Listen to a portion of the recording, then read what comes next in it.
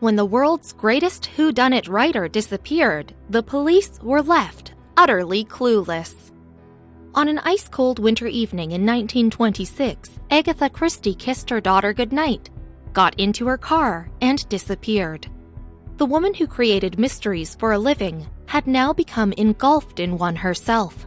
Decades on, and the incident still baffles people. So, what happened? Why did she feel the need to leave? And maybe the biggest question of all, who done it?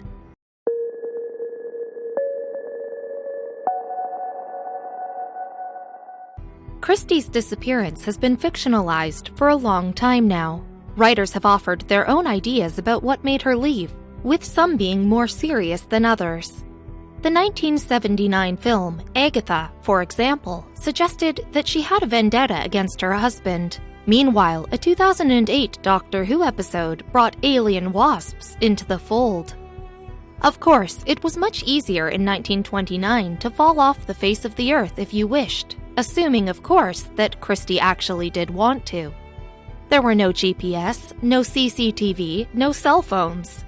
Even someone famous, as Christie very much was, could potentially run away and never be found. Christie was already a renowned crime writer by that point in her life, having previously introduced her iconic Hercule Poirot character back in 1920. Moreover, her sixth novel, The Murder of Roger Ackroyd, was doing very well. So it probably hadn't been money issues making her flee, right?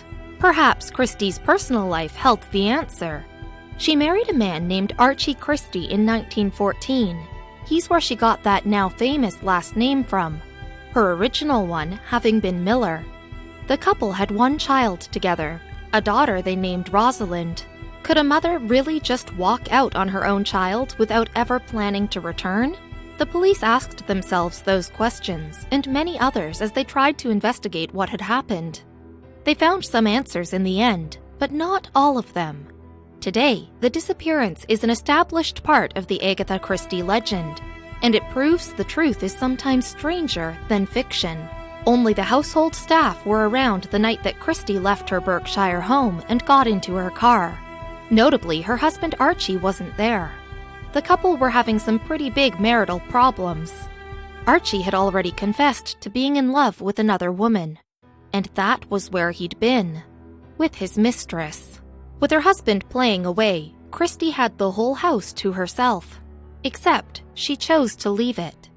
Before getting into her car, she wrote a brisk letter to her secretary saying that she was going on vacation and not to expect her back that same night, which was December 3rd, 1926.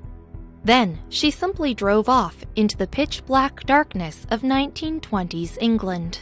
There were other letters that Christie left behind as well. She'd written notes for her brother-in-law, Campbell Christie, and for her spouse Archie. The note to Campbell claimed that she was visiting a spa in the England region of Yorkshire, but the letter to Archie was apparently much more intimate. Even when the search was in full swing, he wouldn't reveal its contents. Despite what was said in the note, Christie's staff began to worry when she didn't come back. Quite aside from anything else, there was a young child in the house who needed her mother. Eventually, Christie's secretary decided to call the police. Knowing what a big deal the mystery author was, they got to work straight away. It wasn't, however, the police who found the first clue, but rather an ordinary person who could have come out of a Christie novel himself. A young Romani fellow named George Best was walking in Guildford, near the area where Christie lived, when he found an empty vehicle on a slope. He immediately reported it to the local authorities.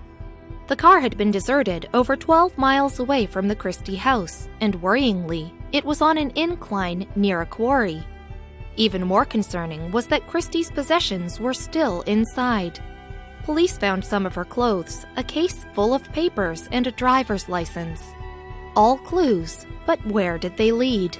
The letters Christie had left behind may have been useful, if they were still there, but over the following days the police interviewed Archie and Campbell and found, bafflingly, that both of them had apparently burnt their letters. Campbell did, however, provide his envelope, which was postmarked the day after Christie's disappearance. The police were able to get a description of Christie to put on missing posters. She'd been wearing a hat, a skirt, a jumper, and a cardigan. Notably, she was apparently not wearing her wedding ring. That wasn't the biggest issue, though. Dressed as she was in the freezing cold of England, Christie was in danger of hypothermia. If, of course, she was alive. The area Christie had been in was considered a dangerous one. Near where the car had been found lurked something called a silent pool. This was a natural spring with a very bad reputation. It had a legendary ghost story involving a king of England attached to it, for a start. So the story goes, a young King John was riding by the pool and noticed a beautiful girl bathing there. He made advances on her, but she was unsettled and retreated into the water. She began to panic and her brother came running to save her, but he couldn't swim well, either. Both drowned, and when their bodies were found, a royal crest lay near them. The truth of whether that's a true story or one made up to discredit King John has been lost to history. But Agatha Christie hadn't gone the same way just yet. The police were operating on the assumption that she was still alive, even though rumors spread that she'd met her fate in the silent pool. Before long, over 1,000 policemen and 15,000 citizens were helping to look for Christie. The silent pool was searched, but nothing was found. Lead detective William Kenward told the Daily Mail, "I've handled many important cases during my career, but this is the most baffling ever.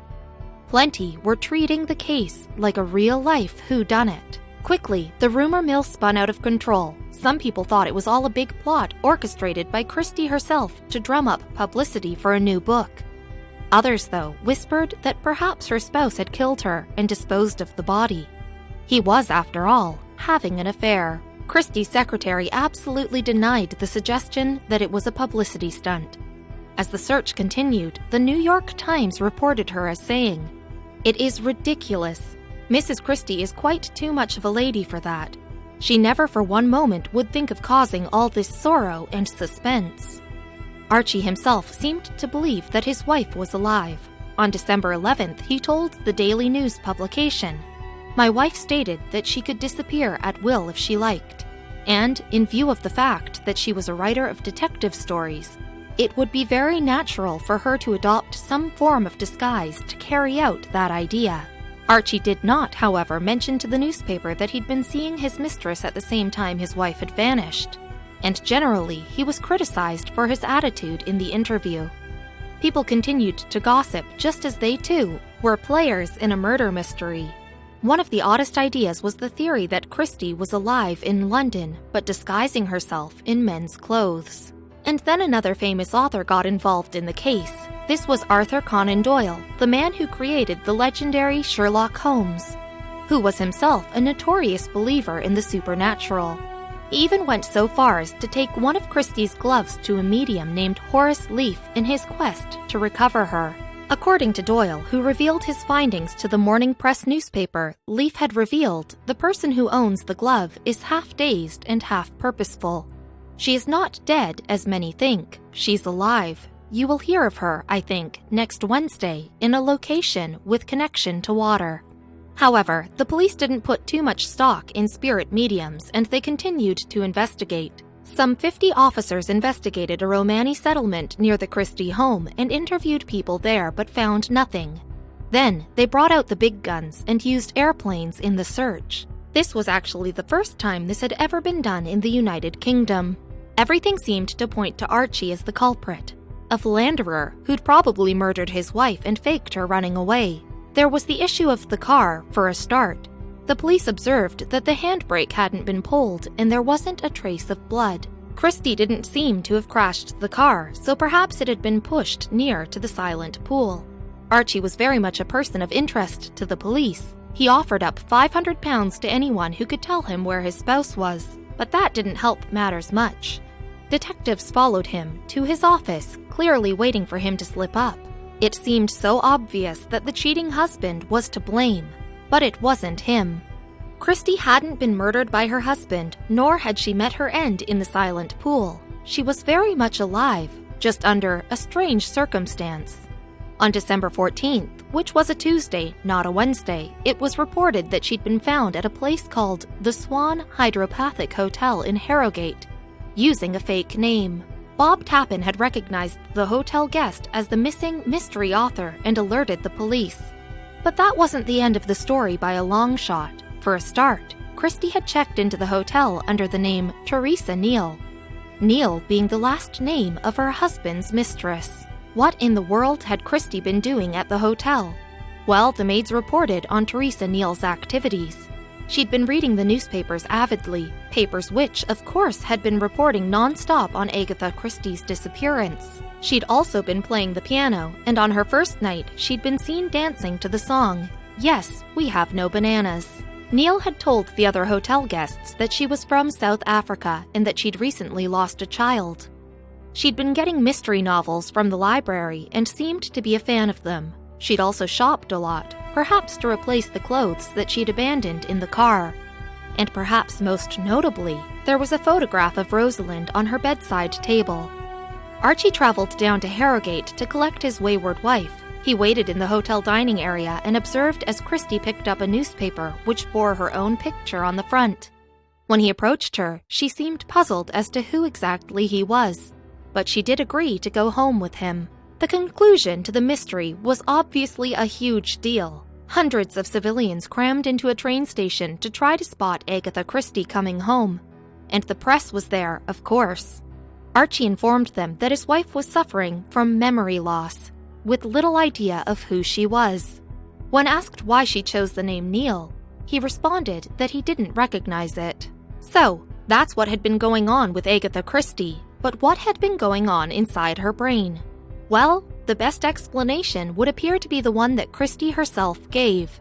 In 1928, the year she divorced Archie, she spoke to the Daily Mail about what she thought had happened during those lost 11 days. Christie told the newspaper that she'd intended to take her own life that night, but when the car spun off the road, she'd experienced amnesia. She said, "The car struck something with a jerk and pulled up suddenly. I was flung against the steering wheel and my head hit something. Up to this moment, I was Mrs. Christie."